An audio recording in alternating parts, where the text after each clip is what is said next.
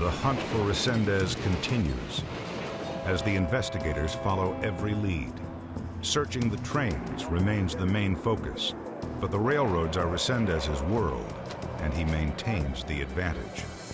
We had agents and police meeting with the railroad police and stopping trains, going to the places where trains traditionally slow down and stop, handing out flyers.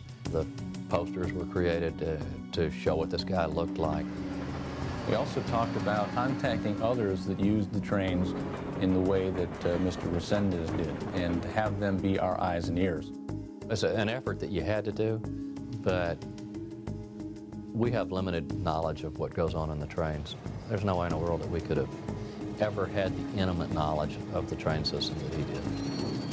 Serg advises the investigation to spread the focus beyond searching trains. First, use the media to keep his face in the public's eye. Second, cultivate family and personal contacts and wait for Resendez to contact them. And third, offer a reward for his capture.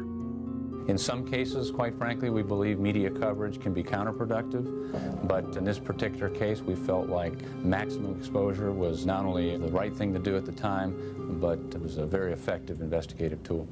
Serg also reminds investigators to not neglect the people who know Resendez. Go out to friends, associates, family, and talk to them. Let them know that you have to take care of this problem, but let them see who you are. At the border, the task force learns that Resendez was detained on the day of the Convica Dominguez murders. His fingerprints were never checked by INS officials, and Resendez disappears. It's as if Resendez is hiding in plain sight.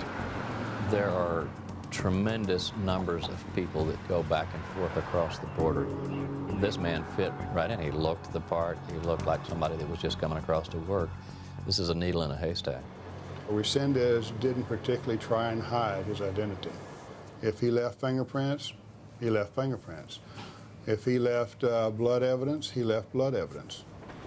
I'm assuming that in his mind, he felt that even though we knew his identity, we didn't have the ability to catch him. Authorities are certain that Resendez is returning to his home in Mexico periodically to elude his pursuers. Working with Mexican police, investigators begin contacting his relatives, starting with his wife. And it was at her residence down in Mexico that jewelry of some of these victims were found.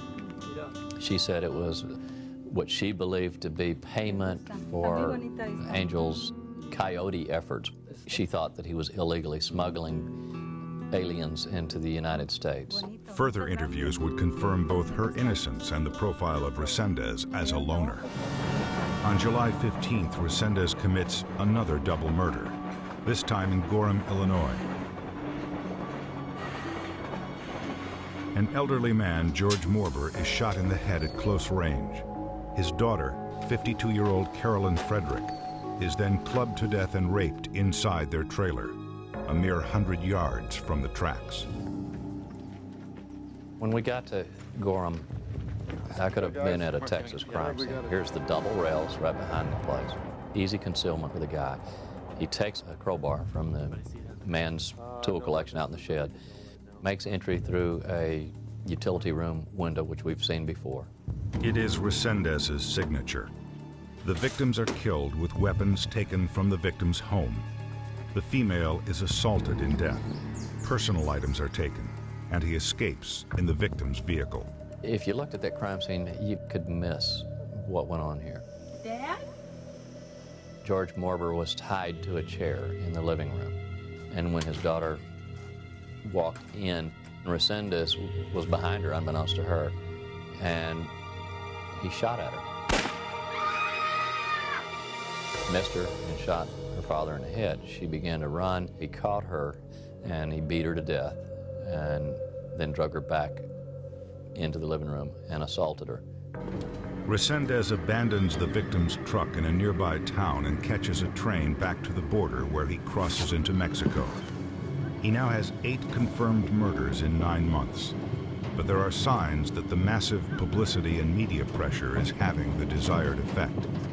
Resendez went to Illinois because he knew that things in the state of Texas were obviously too hot for him at the time. He weighed the pros and cons of continuing to kill in Texas versus killing in another state, and he chose Illinois.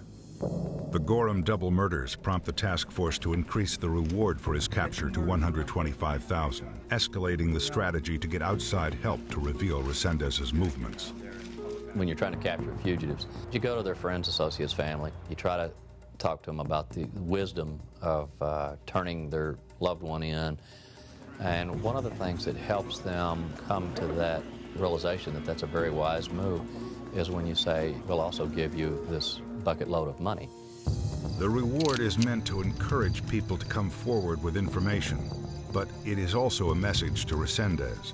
The task force intends for Resendez to realize that he can't run for much longer, and he can no longer hide.